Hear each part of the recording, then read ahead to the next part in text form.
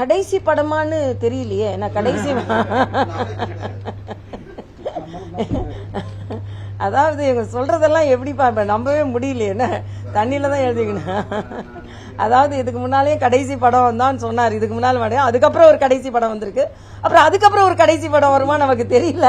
ஏன்னா இதுக்கு முன்னாலே கடைசி படம்னு சொல்லியிருந்தார். உண்மையா இல்லையா?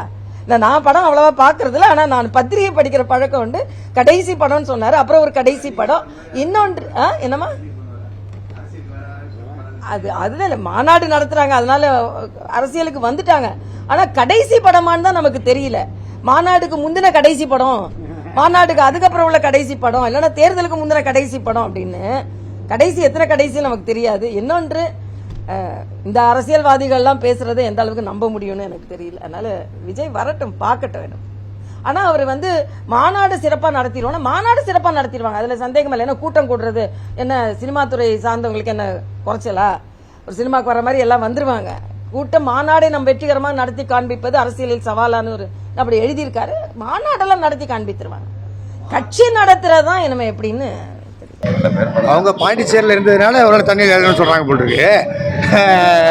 அப்படிலாம் ஒன்றும் இல்லை சார். ஃபர்ஸ்ட் ஆஃப் ஆல் ஒருத்தர் வராரு அப்படின்னா அவங்களை என்கரேஜ் பண்ணுறதுக்கு யாருமே இல்லை சார். ஒருத்தர் வர இருக்கணும். அவர் வந்தால் தான் அவர் என்ன பண்ண போகிறா, என்ன பேச போகிறா, அவர் எதுவும் சொல்லாத போது நீங்களே பேசிக்கிறீங்க. அதுவே எங்களுக்கு பவர் தான். ஏன்னா தலைவர் அமைதியாகவே இருக்காரு, நீங்களாம் தான் அவரை பற்றி பேசிட்டு இருக்கீங்க. அப்போ யார் டெவலப் ஆகிட்டு இருக்கா? தலைவர் தான் டெவலப் ஆகிட்டு இருக்காரு.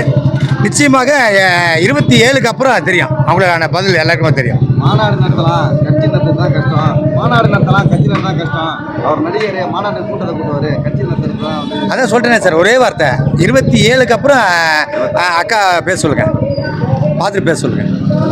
ராணுவ கட்டுப்பாட்டோட வரணும் சொல்லி சொல்லியிருக்காரு அவரோட நண்பரை. ராணுவ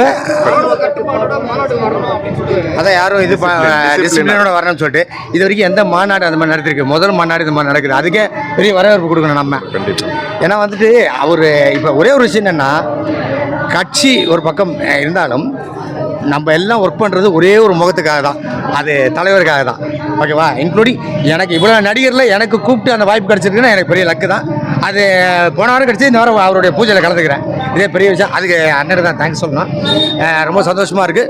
அதே மாதிரி தலைமைக்கும் தலைவருக்கும் எந்த விதத்திலும் கட்சி தொண்டர்களும் சரி, குறிப்பாக பாலாஜியும் சரி, எந்த விதமான கலங்கத்தை ஏற்படுத்த மாட்டோம். அவர் கொடுத்த ஒர்க்கை சிறப்பாக செய்வேன், கண்டிப்பாக செய்வேன்.